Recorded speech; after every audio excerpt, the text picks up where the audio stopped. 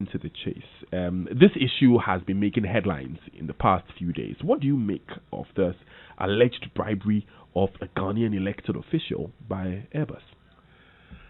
Well, it's unfortunate that Ghana was implicated in this Airbus scandal. It's definitely going to have an effect on the perception of corruption within Ghana, the ranking that Ghana is going to have, both domestically and internationally, especially on Transparency International Watch. However, there has been a lot of speculation about who is government elected official 1 and who is intermediary 5 and so on. I'm not going to join the bandwagon to indulge in the speculation of who these individuals are. I think we should allow Mr. Martin Amidu, to conduct his investigation, and then we'll have all the facts. I'm sure that he'll be able to get to the bottom of the case.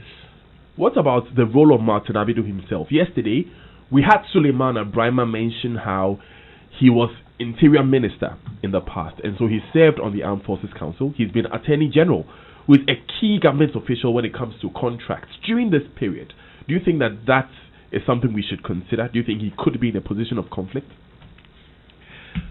Well, it's I wouldn't want to give a direct answer, because since it might be an issue which will be raised in the courts, normally as a matter of policy, I don't like to discuss issues which are going to be determined in the court or are likely to be raised before the courts.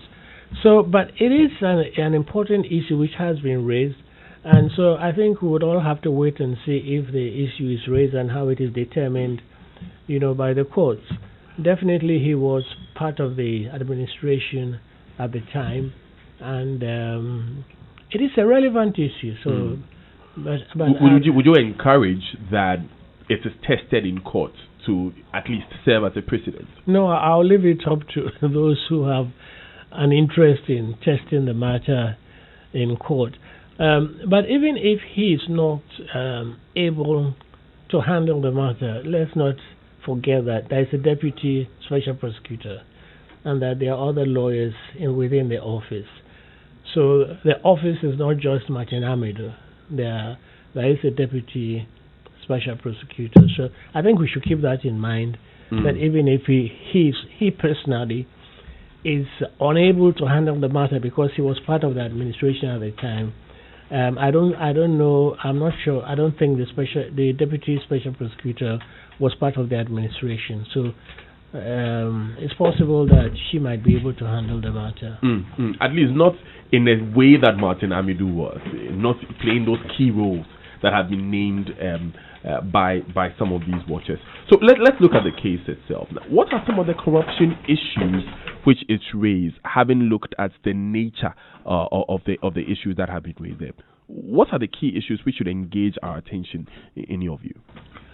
Well, the main allegation, of course, is that bribes were paid to these public officials in order to access contracts, and Ghana was purchasing military aircrafts at the time. And so in order to access these contracts, certain monies were paid to the public officials. And that is normally how these transactions are conducted. And it was the same in the Maybe and Johnson case, These are kickbacks which are given to public officials in order to win the contracts. So that is where we begin to look at it, kickbacks given. However, there is no direct connection as we study the documents between the government officials and Airbus in terms of monies paid. So Airbus admitted that they paid these monies to these intermediaries. How should we consider that piece of information? Well, I wouldn't want to go into the legal issues, because this is a matter that the special prosecutor himself is going to handle. And as a matter of fact, normally when a matter is pending, as in this case, the president has referred the matter to the special prosecutor, I refrain from discussing the legal issues involved because of my previous position as, commissioner of charge and also a retired judge. So I, as a matter of policy, I don't express an opinion on legal issues involved in a pending case. So I think for me, it's better to leave these issues to Mr. Amidu himself and other lawyers who have not held the position that I have held and don't have any restraint in discussing the legal issues, Yeah. But all the same, you expect that you have confidence in Mr. Amidu that he will be able to come to a logical conclusion. Oh yes, he has a very good track record. I mean, he's been described as citizen vigilante. Yes, and throughout the period that he's been Deputy Attorney General and then Attorney General, he's demonstrated his competence, his independence. So I have no doubt whatsoever that he has the ability, the integrity, the independence of mind to be able to handle a case like this. I've always, I was very pleased when he was appointed, although there are many people who are disappointed that they have not seen the expectation which they had about the office had not been met. Many people were expecting that by this time we would have seen a number of high-profile cases being prosecuted in the courts. But so far as Mr. Amidu is concerned, I don't have any doubt as to his integrity, his competence, and his ability to discharge his mandate. So what do you think has accounted for this public perception that he's not performing as well as he may have been expected? Well, he himself has indicated that he has not had the cooperation from certain state institutions and individuals which he expected.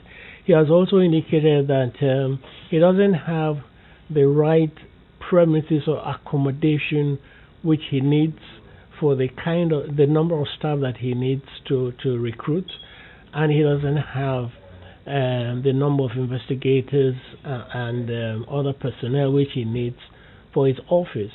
In the last budget, he was given, I think, 190 million, Ghana cedis. I don't know whether he's been able to access all of that money, So I'm not sure where where to put the blame,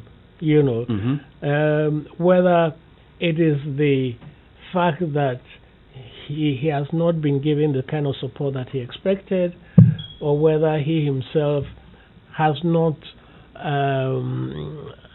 done the number of cases that people expected him to do. I really don't know where the problem lies. So is he justified in saying what he's saying?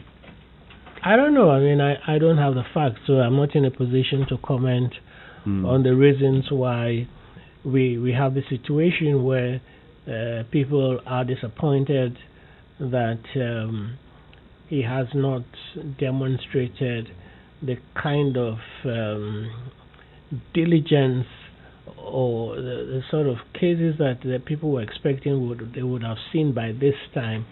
We are not seeing them in the courts. There was a lot of euphoria in 2017 when the president appointed him. Yes, but that euphoria, that expectation has diminished, over the years, because we haven't seen the number of cases that we all expected would have been investigated and prosecuted at this time. Ghana has not performed well in the past few Corruption Perception Index rankings. Would you say that this diminished euphoria may play a role? Yeah, definitely. I think there was great expectation in 2017, and therefore our ranking was at a certain level, which has diminished over the years between 2017 and now. In fact, this was one of the findings of the Afrobarometer survey results that were revealed recently, and so apart from that, I think we have seen over the last year or two a number of corruption cases which have not been adequately addressed, and therefore it has affected our ranking. But I think that the main reason for our low ranking, and I consider it low because when you consider that an African country like the Seychelles is ranked, has 26 points, whereas, 66 points. Yes. Whilst we have 41. Whilst we have 41, I mean the gap is too much, and given our democratic credentials, I think that it's not it's unsatisfactory. But I think the main it reflects some kind of stagnation. We've been in the 40s for the last 10 years. The ranking on the Transparency International Corruption Index, we've hovered around the 40s. The highest we attained was 47 and 48, and now we've come down to 41. Now I think, in my view, the main reason for this stagnation is the fact that we have not taken seriously implementation of the National Anti-Corruption Plan. We have adopted a piecemeal approach in fighting corruption, and that was the main reason why we developed the National Anti-Corruption Plan, which is a 10-year plan, 2014 to 2025, 2015 to 2024, and it contains 135 different activities to be undertaken within this 10-year period, and they're divided into short-term, medium-term, and long-term activities. And it adopts a holistic and comprehensive approach in the fight against corruption, adopting a three-pronged approach of public education, prevention initiatives, and effective investigation and prosecution, of crimes. Now, the executive have the primary responsibility for ensuring implementation of the plan, and there has been no indication that the executive is taking this responsibility very seriously, and there is a lot that we need to do to be able to implement the plan. Like resourcing anti-corruption agencies, for instance. Yes, and for example, passing important anti-corruption legislation like the Conduct of Public Officers Bill 2013, which deals with assets, declaration of assets. It seeks to improve the legal regime for declaration of assets. So we have very weak legal regime for assets declaration. It also deals with conflict of interest. It's another area which is very important in the fight against corruption, and which many public officials don't seem to understand, very well. It also deals with gifts, which is another critical area in the fight against corruption. And this bill has been in Parliament since 2013, 2014, and we have been calling for the immediate passing of this bill, but nothing has happened ever since. And so there are a lot of activities which have to be undertaken under the plan. Also, if you look at the Auditor General's reports, you would see year after year there are so many financial irregularities which are reported in the report which is submitted to the Public Accounts Committee. And these financial irregularities occur in almost all the ministries, department, agencies, and especially in the districts and municipal assemblies. And no sanctions have been imposed over the years for these irregularities. And also, some of these public institutions which have a role in the implementation of the National Anti-Corruption Plan have not been cooperating with STRAJ, which has a responsibility for monitoring implementation of the plan. They've not been submitting their reports. They've not even budgeted for some of the activities that they are supposed to undertake. So there is a lackadaisical attitude towards implementation of the plan. And I think that is partly responsible for the fact that we haven't seen the kind of movement that we expect. Yeah. And also, we are very weak when it comes to accountability, and the Office of the Special Prosecutor, of course, has an important role to play, because if there are prosecutions and people are imprisoned for acts of corruption, it will serve as a deterrent. Exactly. But we are not seeing enough of prosecutions of persons who are implicated in acts of corruption. So we are very weak when it comes to accountability. And in fact, in the Afrobarometer survey results that were recently released? Yes, recently released. Not 53% of people indicated that levels of corruption have increased over the last 2 or 3 years, and also that they expressed concern about the lack of accountability. And they said that the government's performance in fighting against corruption was also quite poor. It's an interesting perspective that Justice Short is introducing into this conversation.